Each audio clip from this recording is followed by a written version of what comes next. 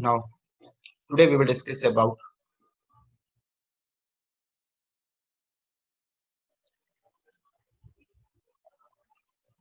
VPC peering, right? See, in a single VPC, suppose if I am having this VPC,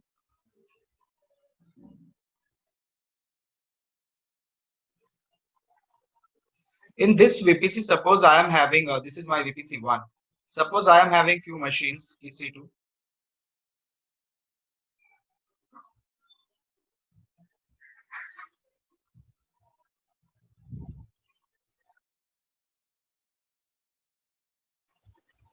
Then they can communicate with each other with private IP, right? And there is no specific configuration you have to do, not even any routing protocol you have to update, nothing. Why? Because all are from the same subnet. Suppose its IP is 10.0.0.1, then its IP is 10.0.0.2.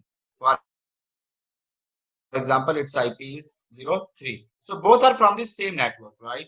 Slash 2016 or 24, whatever. For example, 24. So both are from the same network, right? So that is why there is no separate configuration is required. There is no separate configuration is required, right? But if you have one more VPC, right, in the same region or in the different region, okay, in the same region or in the different region, so that is not an issue. For example, this VPC is in Mumbai,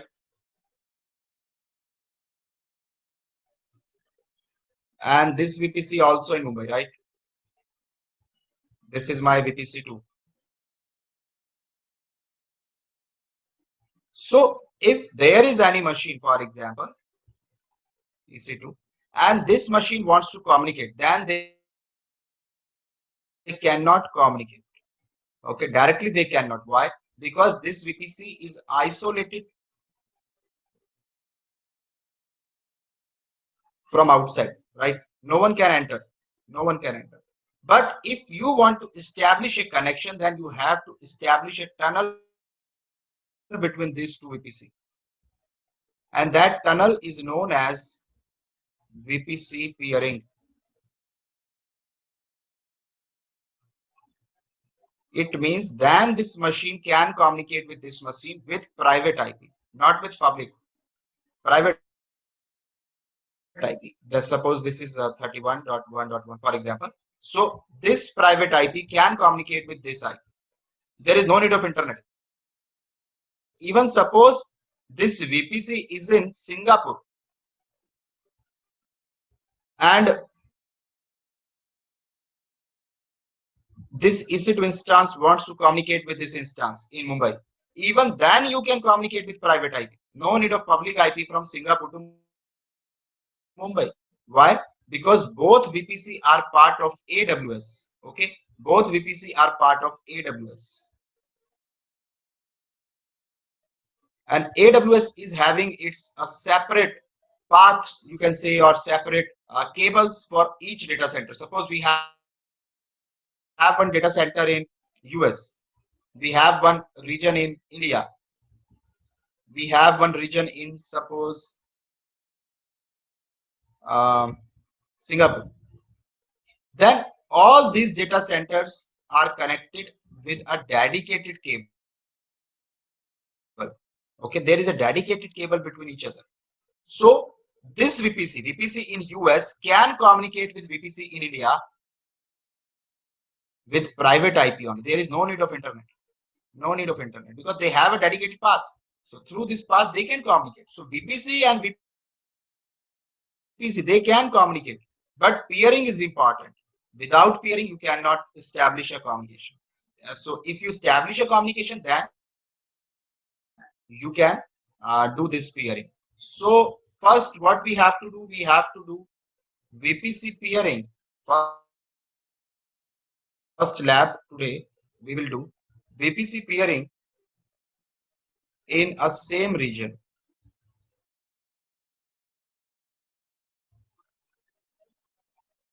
Right? Then next lab we will do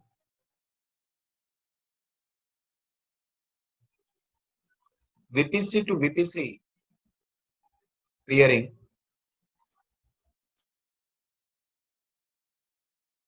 in different region. Then we will do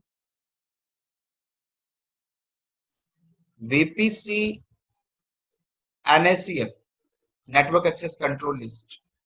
Then we will do lab of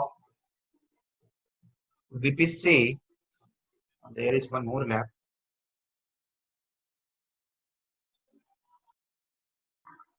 Okay, then we will do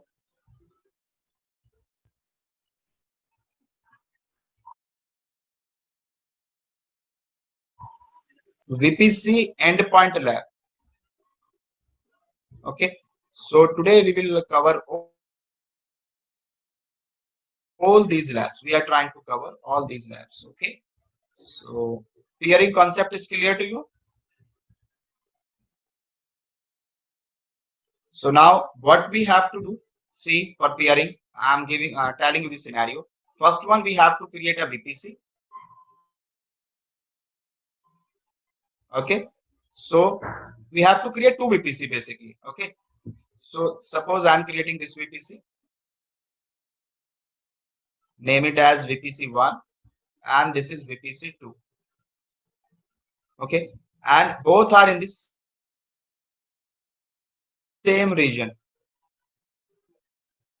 in Mumbai, right? Then we create one EC2 instance in this region and one EC2 instance in this region. Then we establish a VPC peering connection and then try to ping from this EC2 instance to this EC2 instance, right? So this is the scenario. So let's start the lab.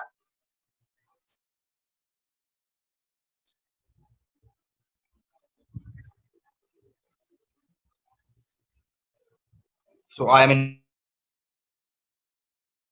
my lab. Okay. So right now I am in Mumbai region.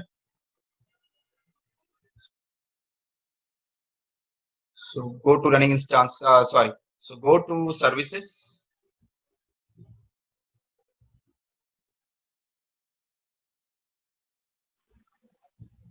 In services, you have this option in the networking and content delivery, VPC. So click on this option, VPC.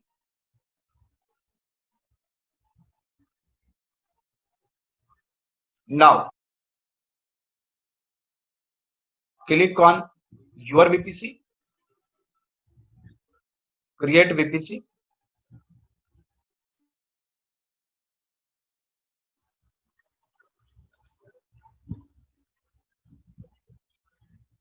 No, only one tunnel is required between two VPC. It don't depend on EC2. It depends on the VPC. If you are connecting to VPC, then inside that VPC you have 10, 20 number of any number of EC2 instance. That doesn't matter. Tunnel is between two VPC, not between EC2. Okay.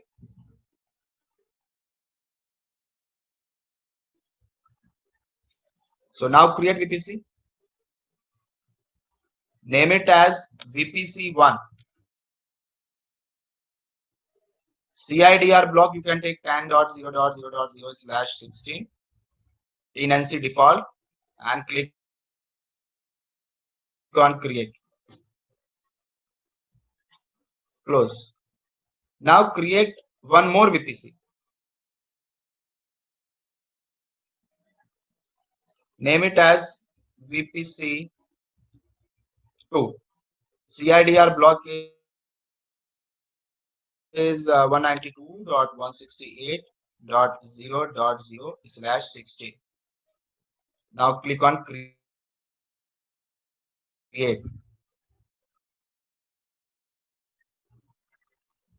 So we created two VPC, right? Now create subnet. So first of all, create subnet for VPC1. So this subnet name is subnet1. VPC, select VPC1. Okay. One is stands for common, like VPC1, subnet1, route1. So these are one different separate VPC, and VPC2, subnet2, route2, that is a separate VPC part, right? So we are creating one subnet, subnet1. Availability zone, you can take any. So I am taking for subnet1, I am taking 1A, and for subnet2, I will take 1B. Okay, not an issue. Now CIDR block 10.0.0.0/24. Create, close. So subnet 1 is created. Now create subnet 2. Name it as subnet 2. VPC, this time select VPC 2. Availability zone 1B and CIDR 192.168.0.0/24. Create, close. So two subnets are created. Now go to internet gateway. Create internet gateway. Name it as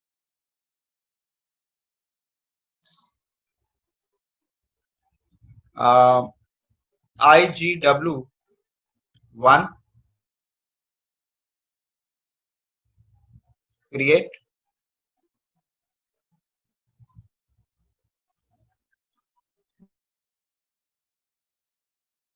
Now attach to VPC.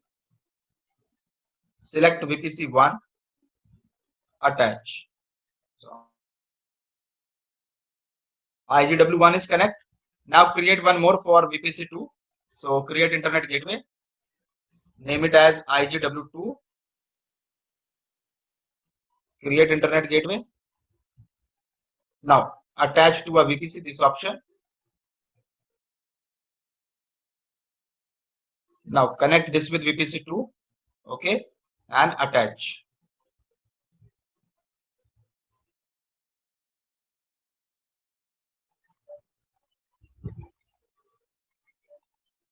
Okay.